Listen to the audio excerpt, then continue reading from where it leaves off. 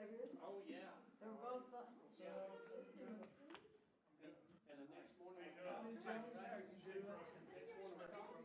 I know it. Hug you over the table. I know this'll. I know it. Well, actually, it's probably a good thing, because, you know, you all have it Smith, all how you under doing? control. Good. You don't need to. Yeah.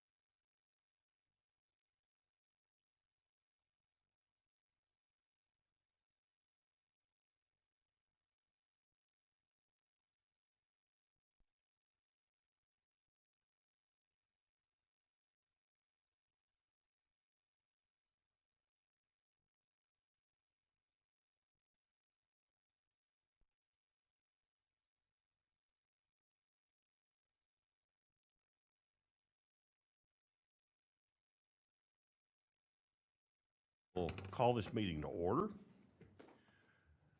First order of business tonight is the invocation. Do I have a volunteer to do the invocation this evening?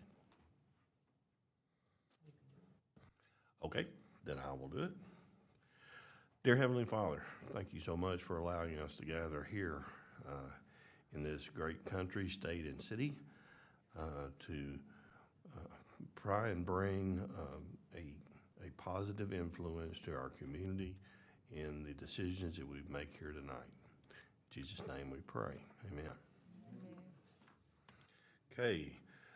The next item on the agenda is to hear remarks from visitors, and these are visitors that are here not necessarily for a case, but just visiting. Do we have any of those visitors that would like to remark?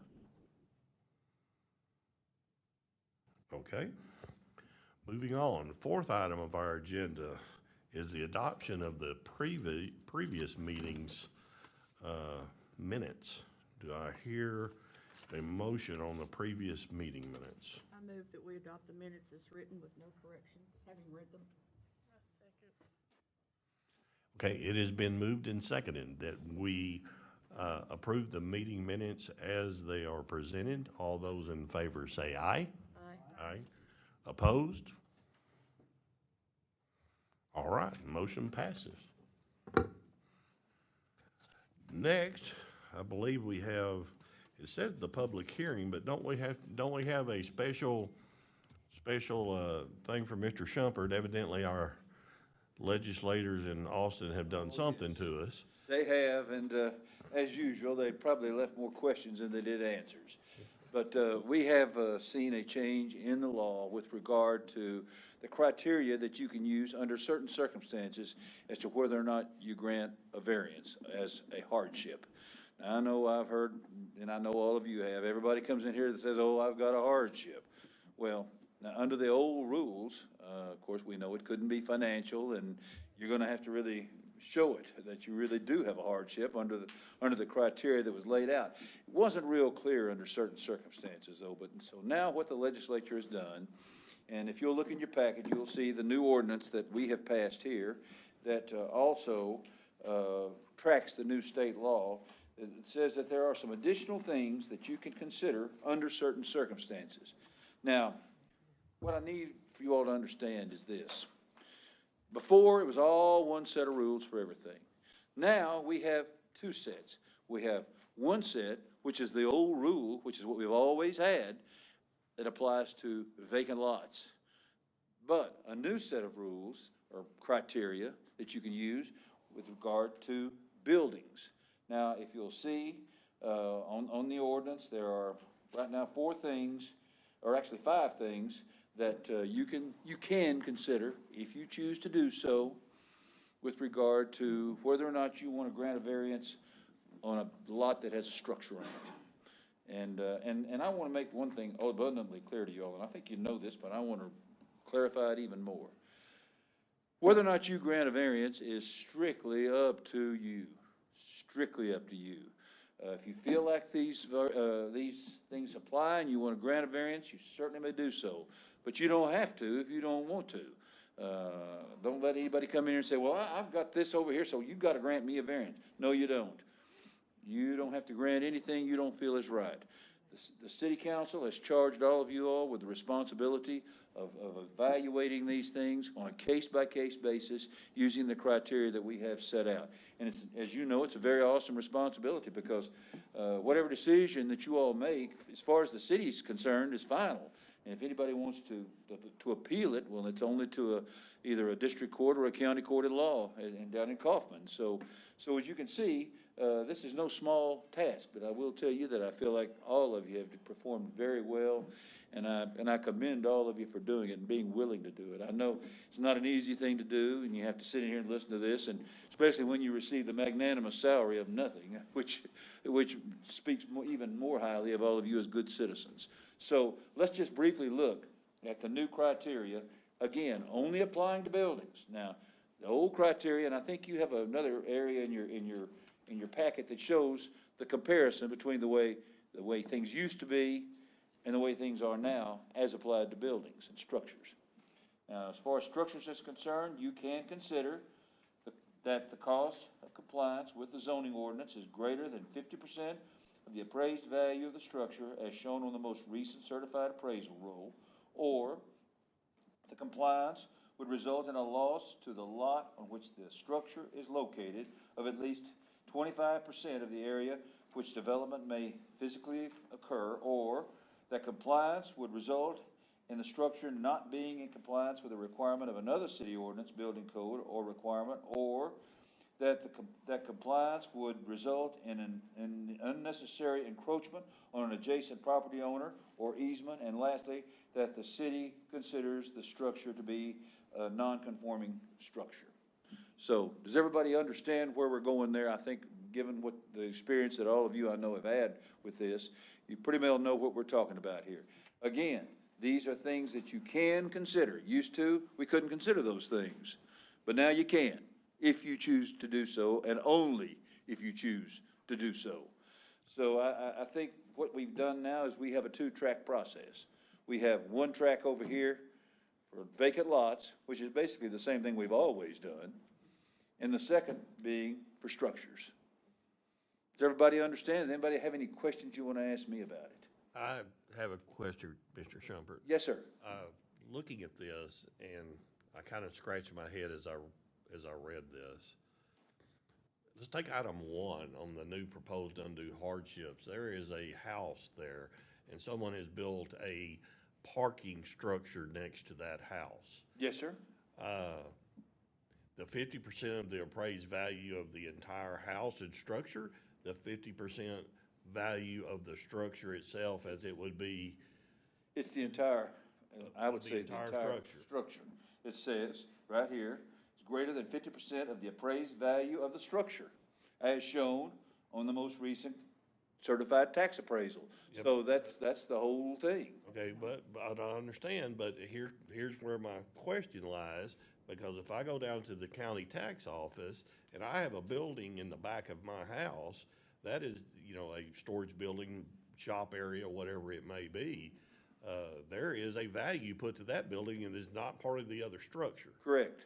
So, But now we're what do I talking about do? the structure that they're asking for a variance on. Okay, So say, in other words, they want a variance on the structure that where their house is. You say there may be a utility building in the back, but they want to do something with the house that they're asking you for a variance on. That would be where this would apply. And again, only if you feel like it's in the best interest of the city to do so. okay.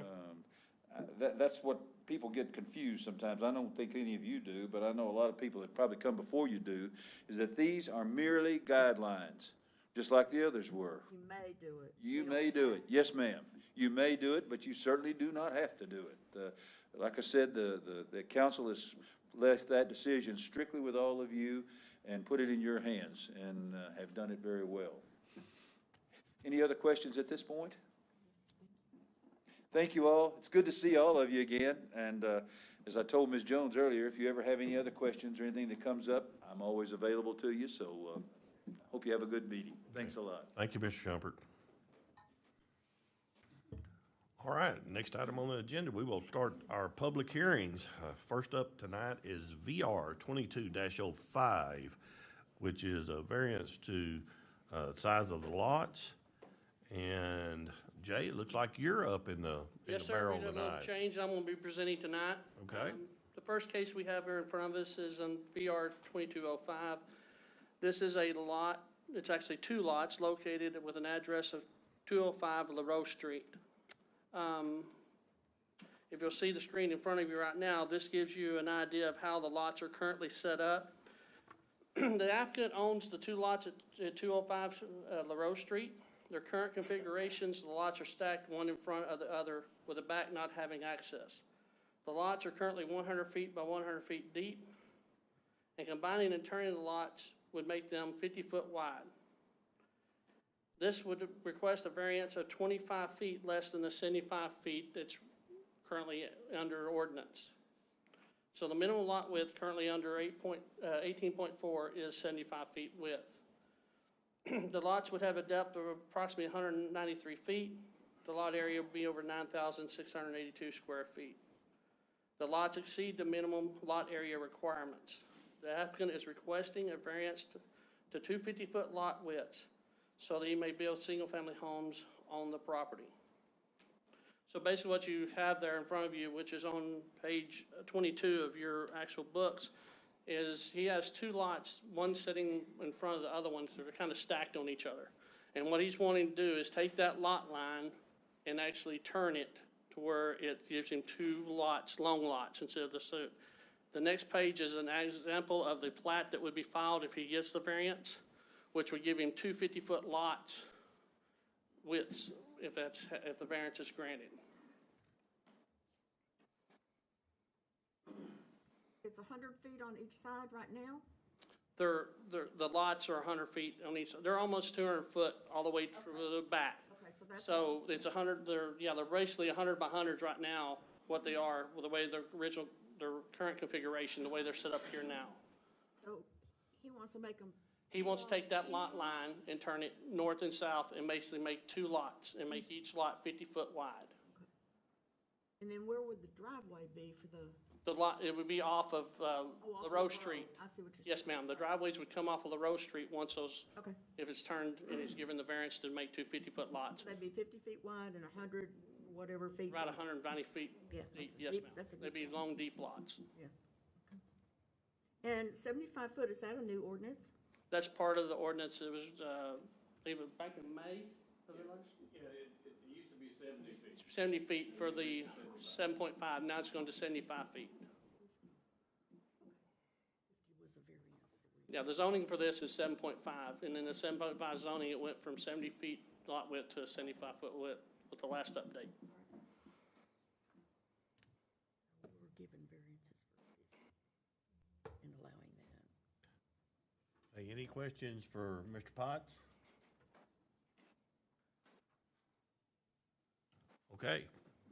Thank you, sir. We will open the public hearing. With the public hearing open, first item would be to have anyone here that would like to speak in favor of granting this variance. If you would, come on up to the microphone, and if you would, state your name and address, please, sir. Come on ahead.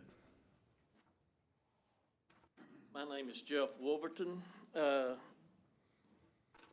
There's one lot behind, I think he said that I have trouble hearing, but anyway, there's already two lots there, they're just one behind the other. Directly across the street, there are two 50-foot lots. It's got two recently built brick houses on them within the last year. They're 50, and they're not near as deep as these. So that was the reason that behind is there, to get where you could build two houses, obviously. Okay. That's it. Thank you. Thank you, sir. Is there anyone else that would like to speak in favor of this to come up? Is there anyone here to speak in opposition of granting this variance? If no one is coming forward, then we will close the public hearing.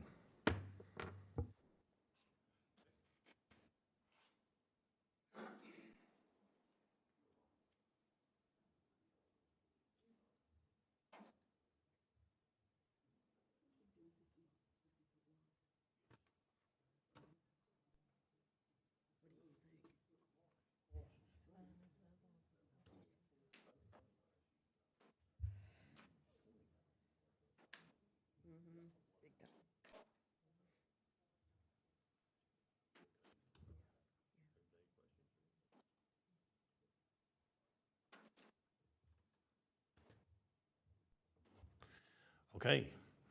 After discussion, if I could call for a motion to be made, please. I move that we grant the variance to split the two lots as requested. With 50 foot. It has been moved and seconded to grant this variance as written and presented by the city. All those in favor say aye. Aye. Opposed? 5-0. Thank you.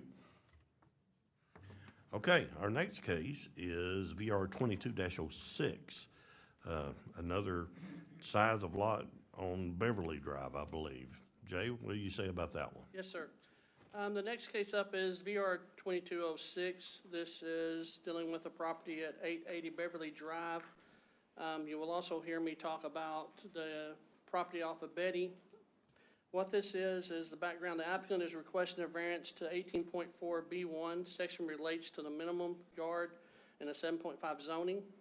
The applicant has a lot that fronts Betty and requests a variance for a zero front property yard line on the lot that fronts Betty. So what this is the way this properties are set up. If you look on page 36, you'll see the current configuration of how the lots are set up. The house is located on 880 Beverly here, but he also has, which is lot 24, but he also has a lot 3, which fronts and faces Betty Drive behind him. With that lot facing Betty Drive, there is a minimum 25-foot front yard standard set up because that's a single lot by itself, now has the front facing towards the front. So in 18.4 under 7.5 zoning, it requests that a front yard be at least 25 feet. The applicant has already started building an 8-foot wood privacy fence to the property line on the Betty side, even with a permit noting that the fence could not be closer than 25 foot from Betty Drive for the front yard setback. Granting this variance would allow a fence to be built into and over the front yard setback of the property along Betty and affect the front yard view of the adjacent properties.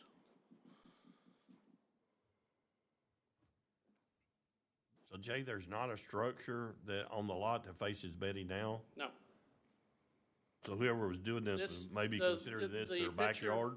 The picture on page 37 that's in front of you now on the screen, this was what the existing fence was prior to being changed out. It was a 4-foot chain link fence that at the time, didn't cause any blocking, a 4-foot fence. It was legal nonconforming at the time.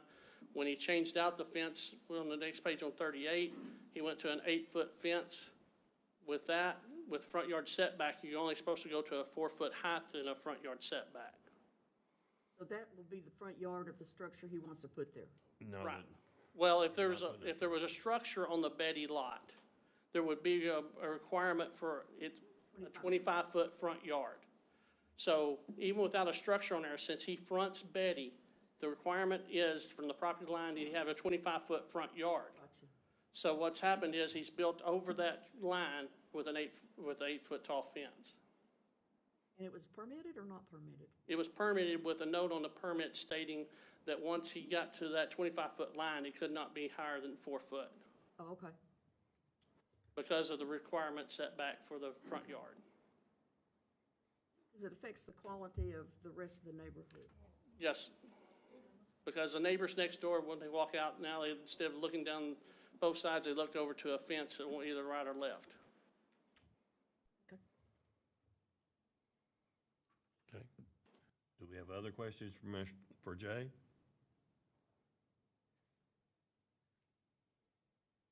Okay, thank you, Jay. Sir? All right. After that presentation, we will open the public hearing.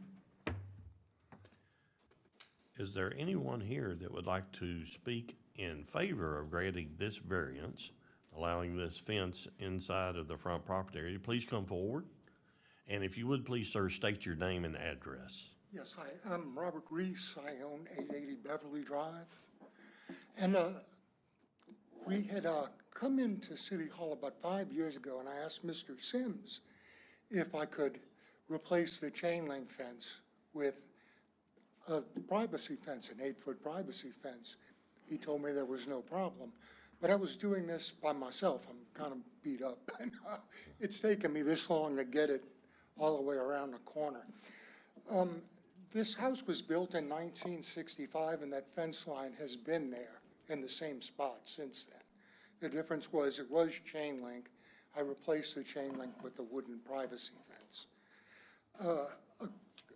Other lots facing Betty, and I'd have to bring this up to show you this because I don't think there's a camera on this.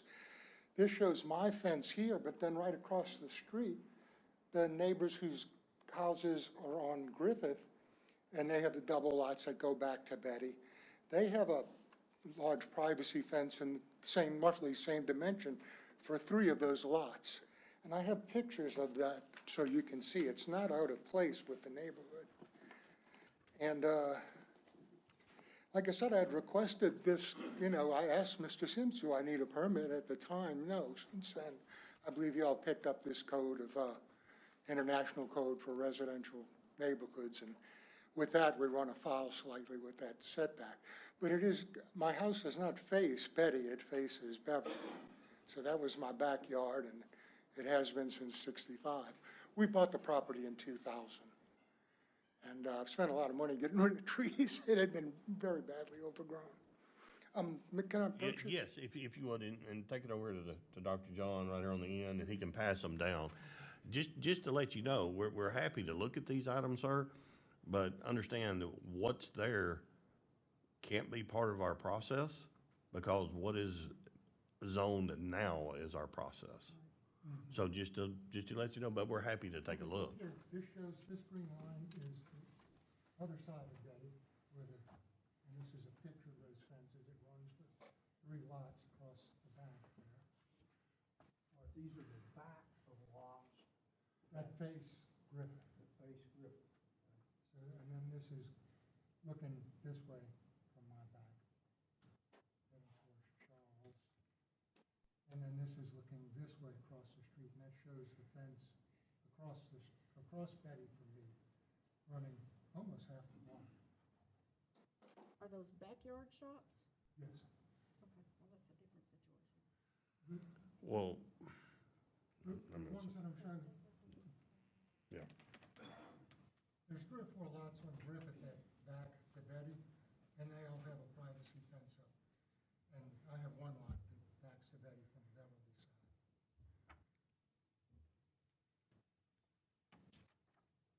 I've spoken to my neighbors, they like the new fence. It keeps the dogs quiet and more privacy. I noticed in reading the code also that, had I just replaced the chain link with the 7-foot fence, it wouldn't have been an issue with code. Here again, I think y'all are addressing something different with front yards and other area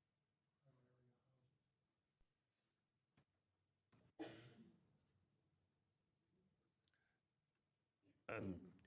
And yes, sir, that's really a big part of this, is because it's not your backyard, it's the front yard of another lot.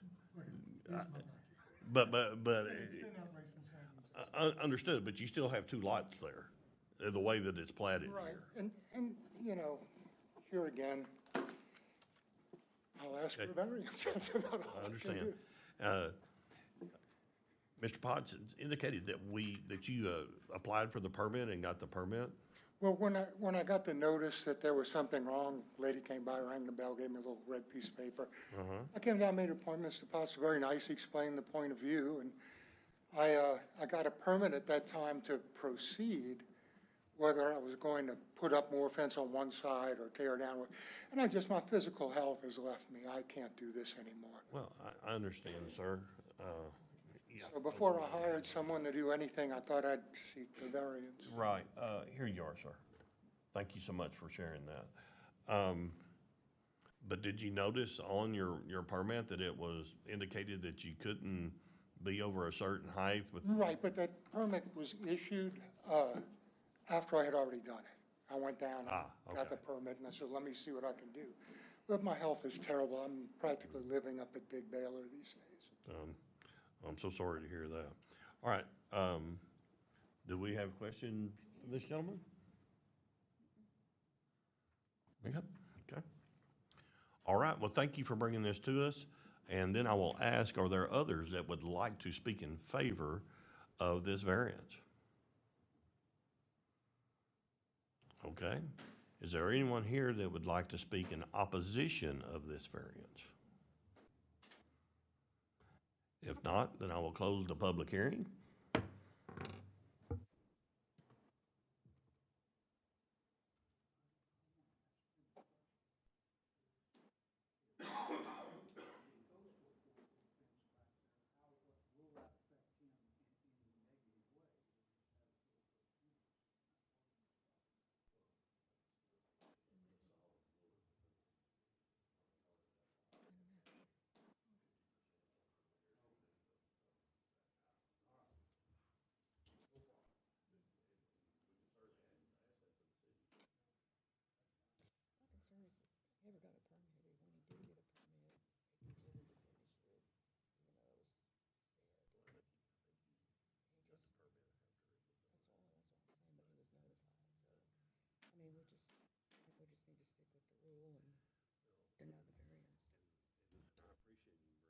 stuff up, but those are truly double lots. That's true, because it's a front yard.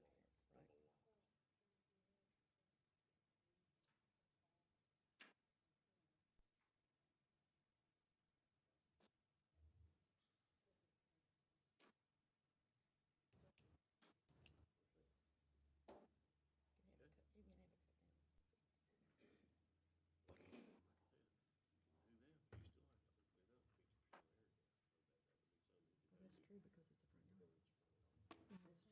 It's gotta be set back. Even if you cut it down, it would have to be a 25-foot setback.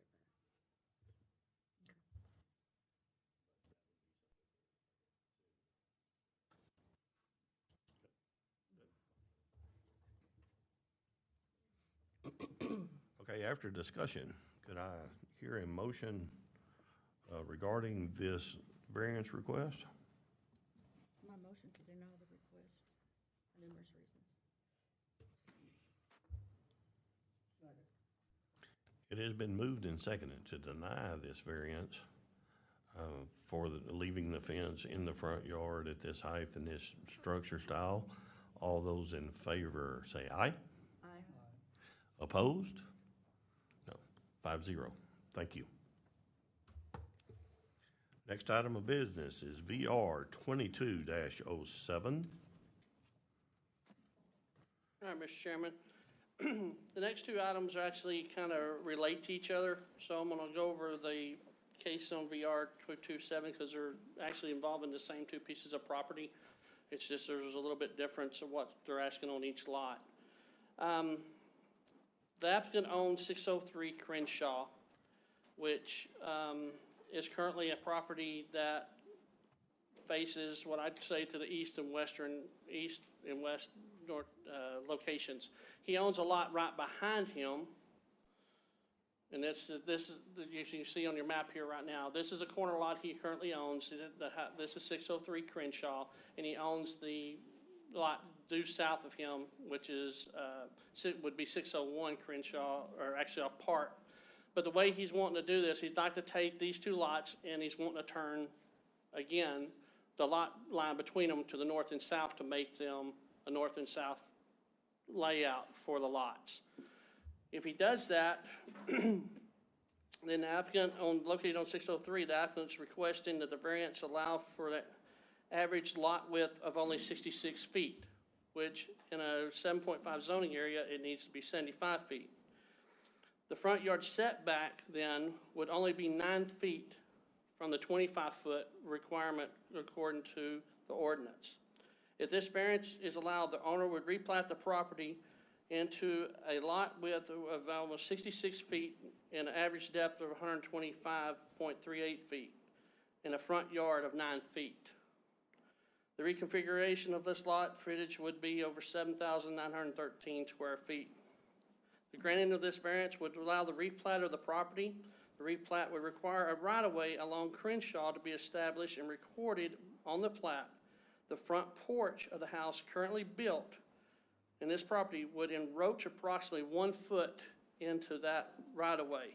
And I've got an example picture of that on page, I think, 35. Here it is. So just a basic example, if he's replats this into a north and southern lotway, there's also going to be a easement also added for the Crenshaw that's going to actually move over, and that's going to actually take in about 1 foot of his front porch on that. Into the front porch? Into the front porch. The easement, yeah, the front porch would stick out about 1 foot into the new easement according to the replat. Is that a city easement or one? Yes, for that's poles or- that's going to be a city easement for Crenshaw. A road easement is what it'd be. Yes. Right away. I'm sorry. Right away, not an easement. Okay, Right that's what I away. was wondering. I'm Okay. sorry. I apologize for that. Right away. So that's what would happen with that lot. He's asking for a 9-foot front yard instead of a 25-foot front yard, and he's asking for a 66-foot width instead of a 75-foot width.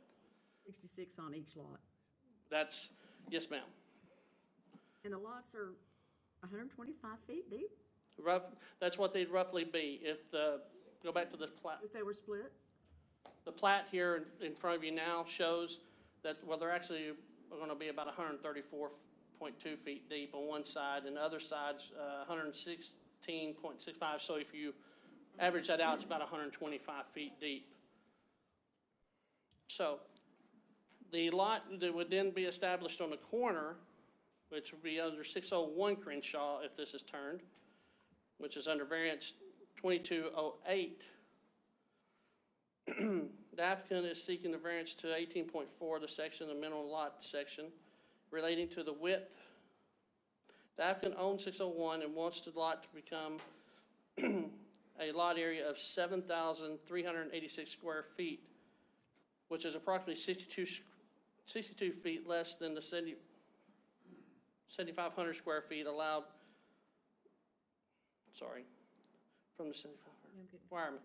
The 62-foot lot width from the 75 by the ordinance. The applicant is requesting these variances so he can build a single-family house. So what he's doing is he's taking these two lots, and he's asking for variances on the lot width on one, with a variance to the lot width of the front yard, which that's 603.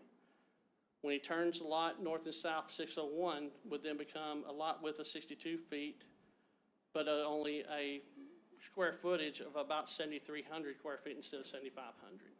So that's where he needs the actual, as you see in front of you now, the net area would only be 7,386 instead of 7,500. So on this one, he's asking for an average lot width of 62 feet instead of 75, and an average net area of 7,386 instead of 7,500 square feet as ordinance request.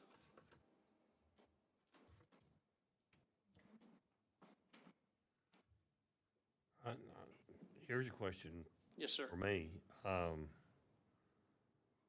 That he's got these deeper lots, why are we trying to get up to a 9 foot? And is the 9 foot from the right of way or is it from the street? The 9 foot is because the house is currently existing and built on the property. So we can't take the house and Okay, okay. and slide it back to make it 25 more foot. So with this red line basically represents the actual new right-of-way that has to be platted with this, if this lot is replatted to this form. Okay, so, but That then, house that we're looking at in the picture is already there, Yes, ma'am. and that's owned by the gentleman. Yes, that ma'am. want- Yes, ma'am. is the 9 foot from the right of way or from the property, from the right of way line or the property line? Property line. Okay.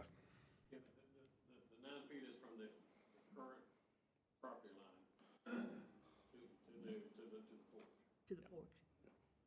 And if it's replatted, then the right of way has to be granted, and that would be 10 feet, and that would encroach into the front. So is this a new right-of-way dedication? With the plat. If he replats, yes, it'd be a new right-of-way dedication.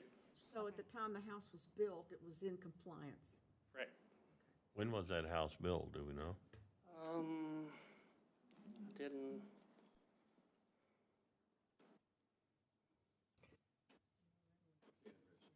603 Crenshaw. Because the current configuration of the house at 603 Crenshaw is it has the house and it basically has a side yard, not a backyard. Okay. So the side yard runs, the yard to his side is basically his backyard now. That's the way the lot configuration is currently set up. Okay. And then the second lot is behind that lot. So now he wants to take the lots, what I'd say, run in here in what I call an east and west direction. Take the lot line from 603 and turn it to a north-south and split the lots basically down the middle to make the two new lots. And inside our red, to the left-hand side of our, as we're viewing it. That's the house. That's the house. Yes, that's the house. The house is on the left-hand side of where that hand currently is with the mouse. On the right-hand side, where the Is- property line, is that within the correct right-of-way? Is it behind? You're gonna split them up and down, right? Yes, he wants to sprint them to the north and south. So the right-hand front there on Crenshaw, where you have the property line drawn, is that property line within the right-of-way or back No. behind the right-of-way? It's right at the right away right now, isn't it? Close? I mean, this is stuff from That would be a CAD. vacant lot. That's now a vacant lot. Well, the lot, the one on the right-hand side, if he turns them north and south, will be turned into 601 Crenshaw and be a vacant lot. Okay, It's also gonna be a key corner lot too. The house was built, county shows to be, have been built in 2006. Thank you. So was it platted at that time, or are we wanting to plat it now? Is it gonna be replatted? He's trying to replay. It's platted currently as two lots, one in front of the other one. But when he wants to turn the north and south direction to make it lots beside each other, to give the 603 Crenshaw basically a backyard instead of just a side yard, then that replat is calling for the right-of-way also to be platted in at that time. Because it looks like So is the lo- in 2006, someone wasn't paying attention or we weren't enforcing something. That Because it looked like there was a house put on a lot right there that's very, very small. and that right of way dedication probably wasn't existing. Right. Well, I mean, what's it gonna do to his existing house if we have a right of way running through his front porch? It's existing, so, Yeah, and that that should was be existing before that. Let me, thank you. We've run into this in several places around town. We're helping create this situation because we need more right-of-way for the future. So what we would do upon successful granting of the variances tonight that Mr. Smith's asking for, and a successful replat on this, we would probably couple that with an acquiescence to encroach, which is a legal document saying, we're gonna let you keep your 1 foot of house sticking out in the right of way for now, but if it ever burns down or blows down or is torn down, then you can't build it back in the right of way. Essentially, and that's a legal document we've done for many years. It's done across the board that helps you in a situation like this, so you can encroach. It's called an acquiescence to encroach, and that's what we would do, would be to execute a document on that house, on that lot. Okay. Okay, to take care of that.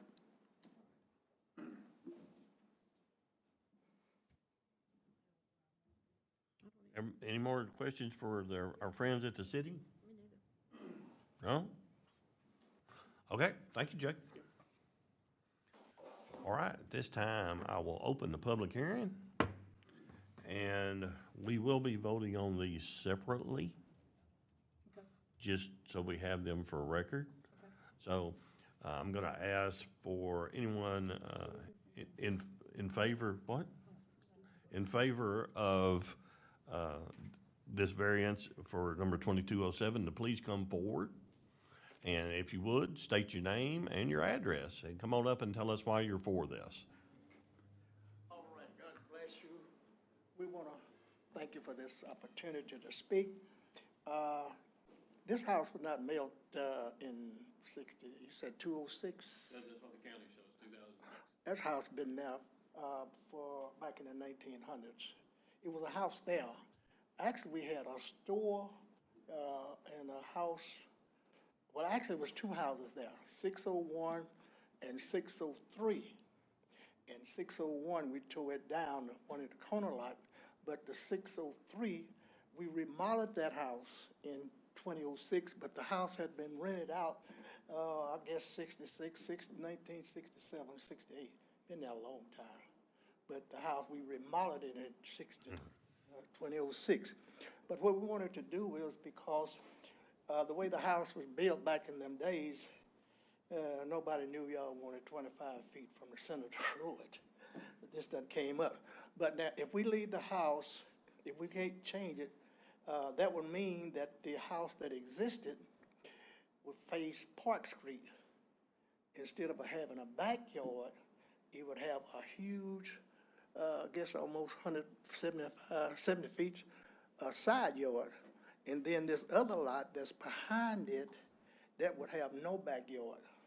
Then that would give that next lot over there that's facing Park Street, it would come to the back of that house. It wouldn't be that big, but you wouldn't have no backyard.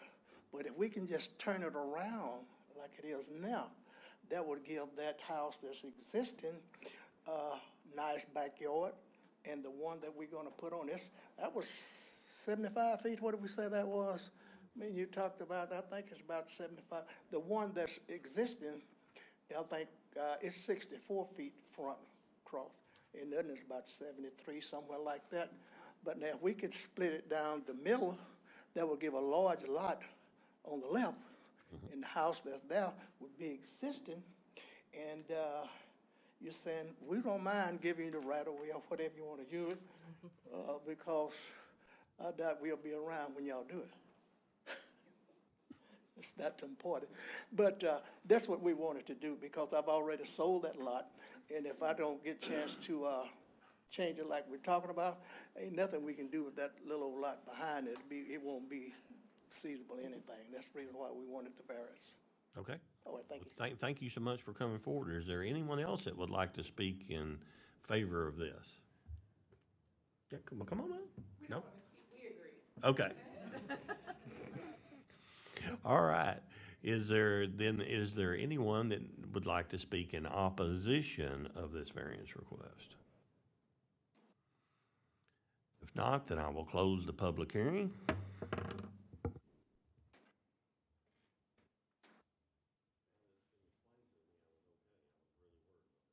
Yeah, me too. Yeah. Yeah.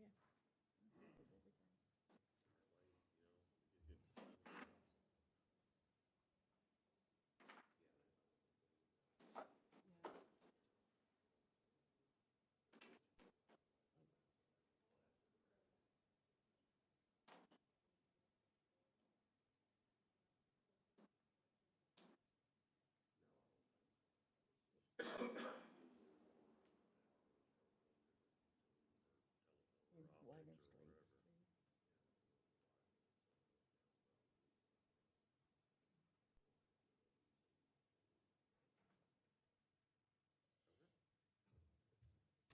And I don't have a problem with the lot size